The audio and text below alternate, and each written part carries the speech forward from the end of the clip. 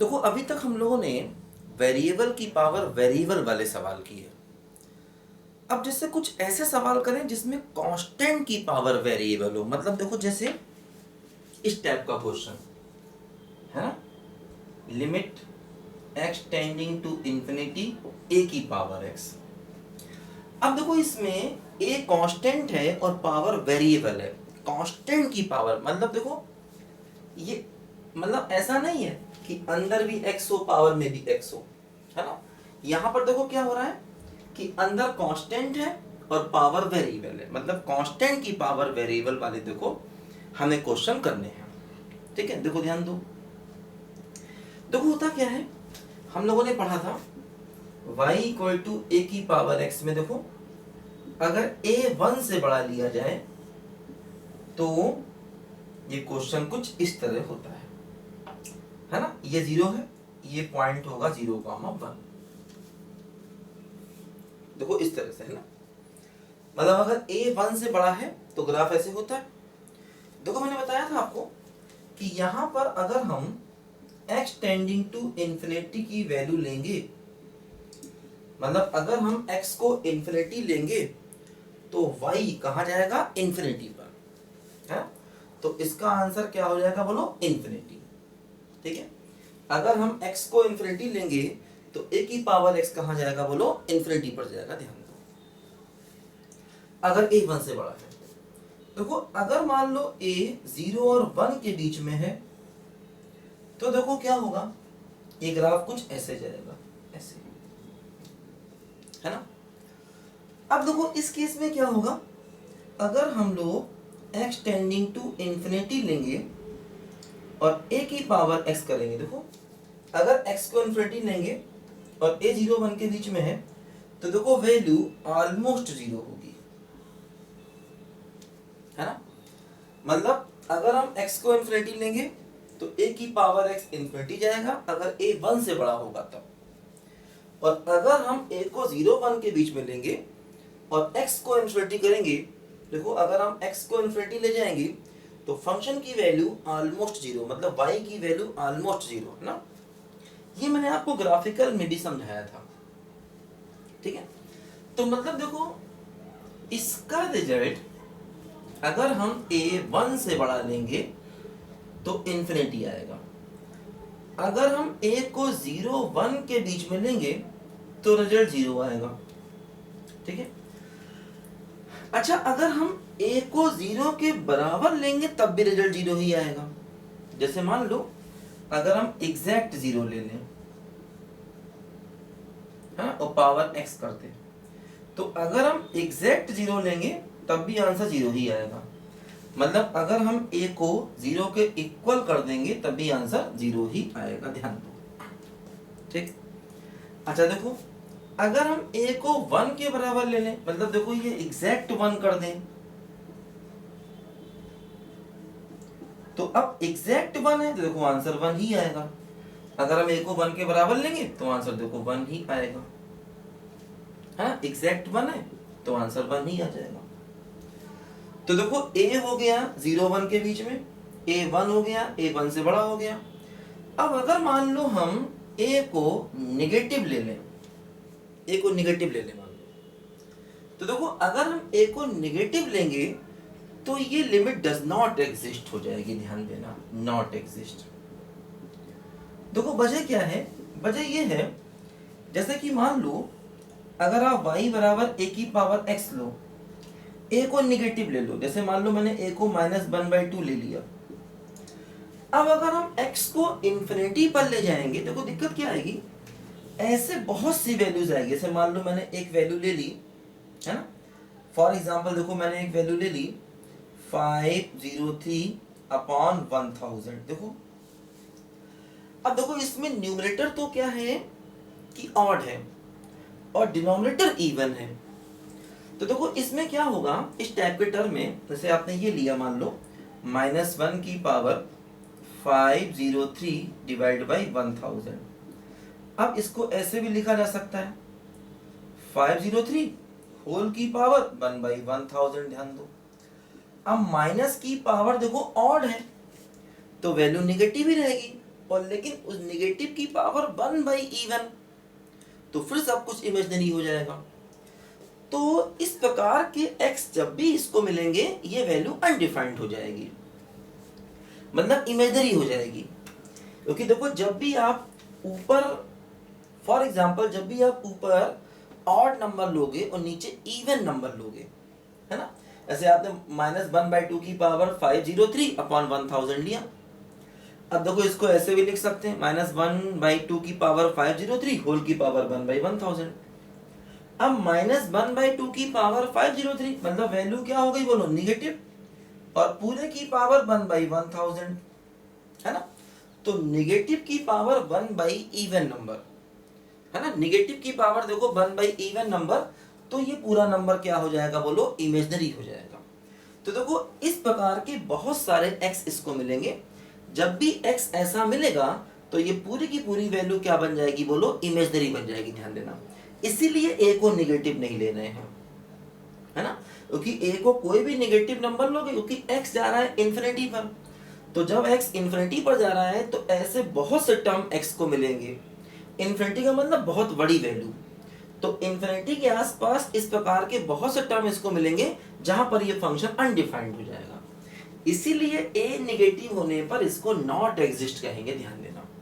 तो देखो इसको अपने आप में हम एक फार्मूला भी मान सकते हैं, और ये फार्मूला एक्सपोनेंशियल फंक्शन से आया जो मैंने पहले ही बताया था आपको, है ना। देखो ध्यान दो, अब यहां पर ध्यान देना, कांस्टेंट की पावर वेरिएबल है, तो जब कांस्टेंट की पावर वेरिएबल होगा तो आप इसमें ये वाला फार्मूला अप्लाई नहीं करेंगे, और अगर कर भी देंगे तब भी आंसर आ जाएगा, ध्यान रखो। मतलब ये एक ऐसा फार्मूला है जिससे बहुत से सवालों के आंसर आप निकाल सकते हैं, है ना। जैसे कि मान लो फॉर एग्जांपल अगर हम एक क्वेश्चन करें, limit x tending to infinity 3 की पावर x प्लस 4 की पावर x प्लस 5 की पावर x होल की पावर 1/x, मान लो मैं ऐसा क्वेश्चन करें, ठीक। अब देखो ध्यान दो, जैसे x को रखो इंफिनिटी, ये 1 से बड़ा टर्म है, पावर इंफिनिटी, तो वैल्यू क्या हो जाएगी बोलो, इंफिनिटी। देखो ये भी 1 से बड़ा टर्म है, पावर इंफिनिटी, वैल्यू इंफिनिटी, ये भी इंफिनिटी, पूरे की पावर 1 अपॉन इंफिनिटी मतलब 0।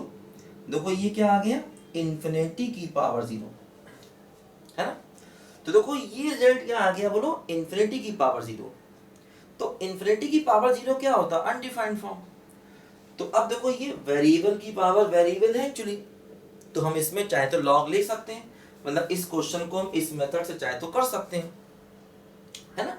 दो करते हैं, क्या होगा देखो, क्या होगा देखो, क्या होगा, e की power limit x tending to infinity gx log fx, gx क्या हो गया बोलो, 1/x, और इस पूरे का लॉग ले लो, 3 की पावर x 4 की पावर x 5 की पावर x, है ना, ऐसे आ गया देखो, है ना, gx log fx, है ना।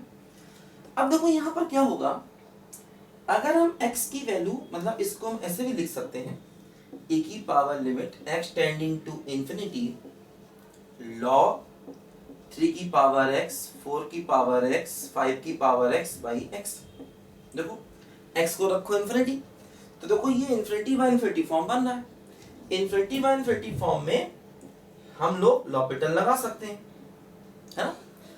तो log का करो डिफरेंशिएशन, 1/3 की पावर x 4 की पावर x 5 की पावर x, है ना, log इसका 1/x, 3 की पावर x तो करो तो क्या आएगा, 3 की पावर x log 3 बेसी, 4 की पावर x करो तो क्या आएगा, 4 की पावर x log 4 बेसी, प्लस 5 की पावर x करोगे तो क्या आएगा बोलो, 5 की पावर x log 5 बेसी, ऐसे आएगा देखो, है ना।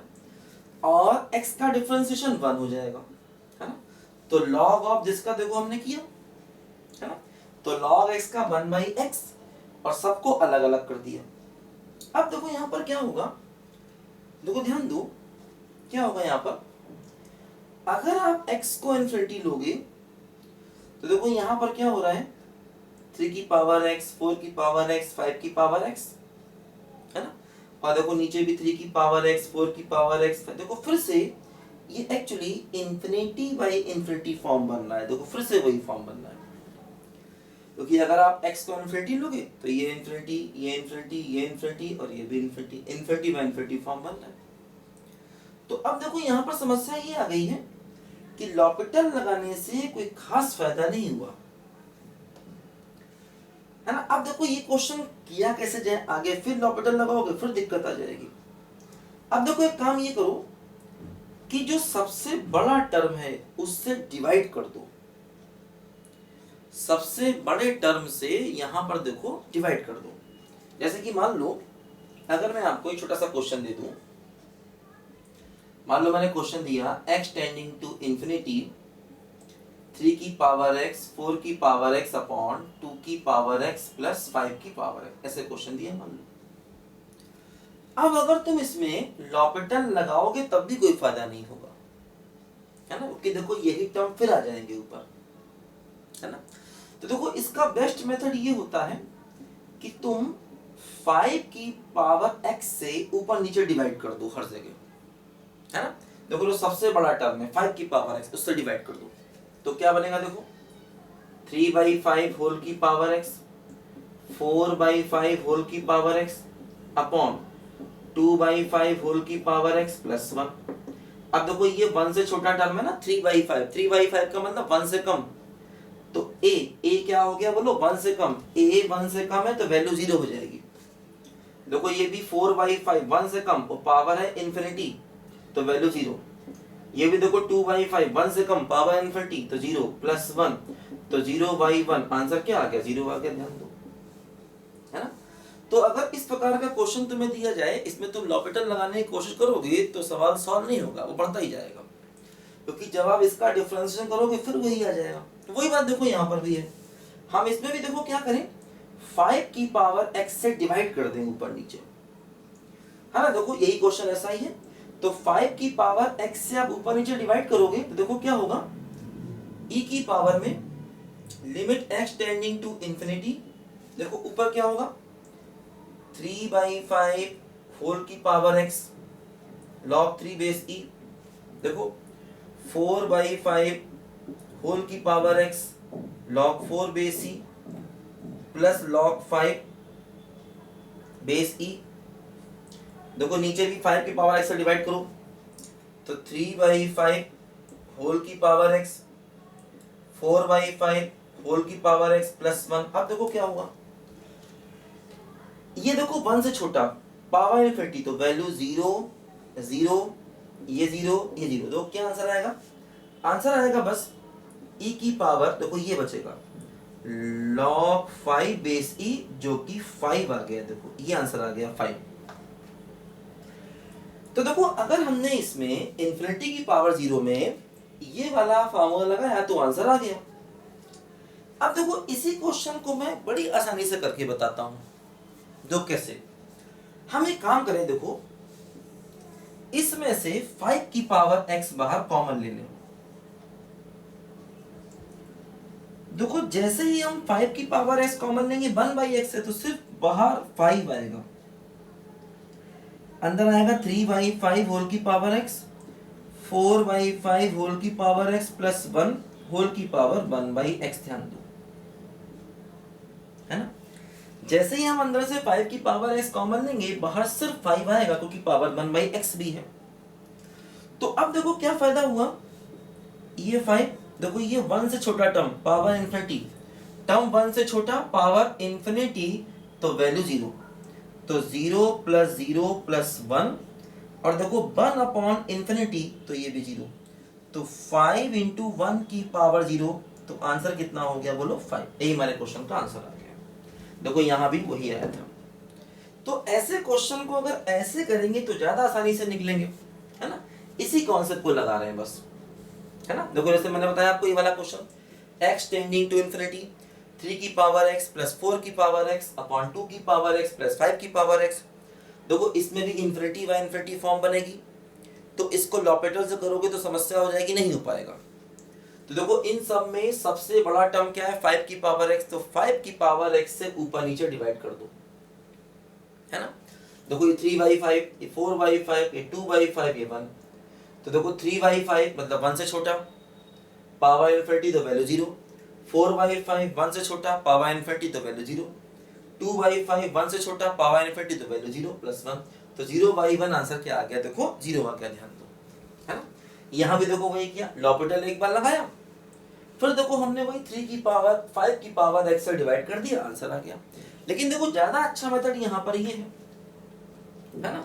देखो ध्यान दो, जैसे मान लो एक और क्वेश्चन मैं आपको देता हूं।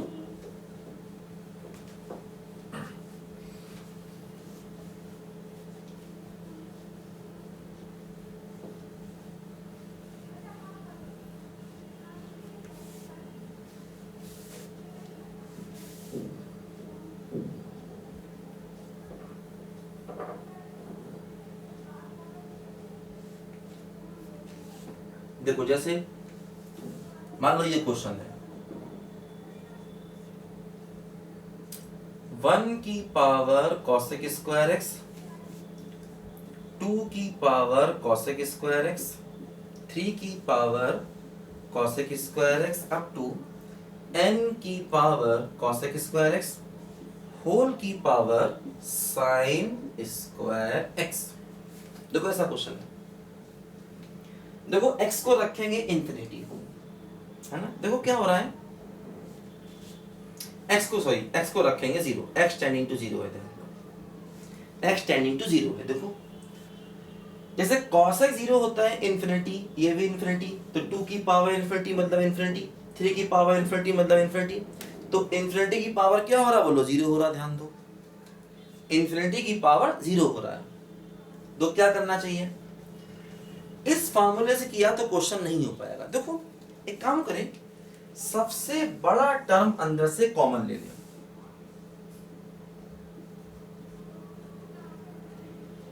देखो जैसे हम n की power cosec square x common ले लें, एक्चुअली sin स्क्वायर x से पावर में, तो एक्चुअली ऐसे होगा, n की पावर cosec स्क्वायर x पूरे की पावर sin स्क्वायर x, ऐसे देखो बाहर आएगा। देखो ये क्या हो जाएगा, 1/n की पावर cosec स्क्वायर x, देखो ये हो जाएगा 2/n की power cosec square x up to n/n की पावर cosec स्क्वायर x। देखो ऐसे हो जाएगा ये, है ना। n की power cosec square x common ले लिया, तो देखो पूरे की पावर sin स्क्वायर है, तो कुल मिला के देखो ये बाहर आया। अब देखो ये cosec square sin square cancel होके n आ जाएगा, और देखो ये सारे टर्म, देखो एक्चुअली ये सारे टर्म 1 से छोटे हैं, ये एग्जैक्टली 1 है। इसके पीछे क्या होगा, इसके पीछे n-1/n होगा, है ना।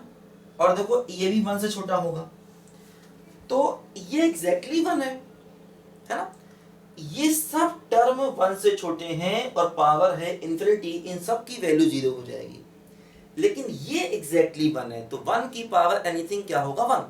उसके पीछे जितने भी टर्म आएंगे, देखो जैसे आएगा n-1/n, n-2/n, देखो वो सब 1 से छोटे आएंगे, और पावर इनफिनिटी सबकी वैल्यू 0 हो जाएगी, सिर्फ ये बचेगा 1 की पावर एनीथिंग 1।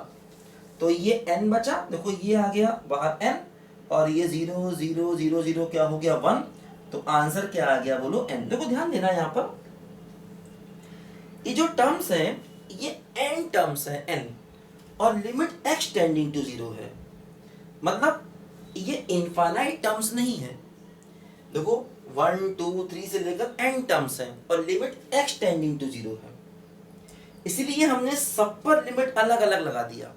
जैसे मान लो अगर ये n टेंडिंग टू इंफिनिटी होता, तो लिमिट को ऐसे अलग अलग नहीं कर सकते थे। जैसे मान लो ये क्वेश्चन हम करें, limit n tending to infinity 1 + 2 + 3 से n/n, ऐसा है मान लो। अब कोई बच्चा ये कहे कि सर सब लिमिट अलग अलग कर दो, 1/n 2/n 3/n n/n। देखो actually number of terms n है, और n टेंडिंग टू इंफिनिटी है, मतलब ये इनफाइनाइट टर्म है ना। नंबर ऑफ टर्म्स कितने हैं, बोलो n, 1 2 3 से लेके n तक जा रहा है, और n टेंडिंग टू इंफिनिटी है, इसका मतलब ये नंबर ऑफ टर्म्स कितने हो गए, इनफाइनाइट, क्योंकि n टेंडिंग टू इन्फिनिटी है और अंदर भी n टर्म्स है। यहां देखो अंदर n टर्म्स है लेकिन बाहर x टेंडिंग टू 0 है, मतलब n टेंडिंग टू इन्फिनिटी नहीं है, इसलिए सब पर अलग अलग लिमिट लगा दिया। लेकिन देखो यहाँ पर नंबर ऑफ टर्म्स भी n है और n टेंडिंग टू इन्फिनिटी पर है, तो ये मत समझना 1/infinity 0 फिर 0 फिर 0 फिर 0, तो ये मत समझना, ये गलत हो गया, ऐसा नहीं कर सकते। मतलब अगर अंदर n टर्म्स है और n टेंडिंग टू इन्फिनिटी हो तो सबको अलग अलग नहीं किया जा सकता। क्यों नहीं किया सकता बताएंगे आपको अभी, है ना। अगर अंदर नंबर ऑफ टर्म्स n है और n टेंडिंग टू इन्फिनिटी है तो ये नहीं कि तुम सबकी अलग अलग लिमिट ले लोगे। अगर ऐसा कर दिया तो गलत हो जाएगा। क्यों गलत हो जाएगा मैं आपको समझाऊंगा अभी। देखो यहाँ पर अंदर n टर्म्स है लेकिन बाहर x टेंडिंग टू 0 है, तो सब पर लिमिट अलग अलग हम लोग कर सकते हैं। और देखो यहाँ पर कोई भी समस्या हमको नहीं आएगी, ध्यान दो। तो ये सारी वैल्यू 0, लास्ट वाला 1, तो 1 इंटू n आंसर क्या हो गया बोलो n। ठीक है, लिखो सब बच्चे ध्यान से, अच्छा क्वेश्चन है काफी।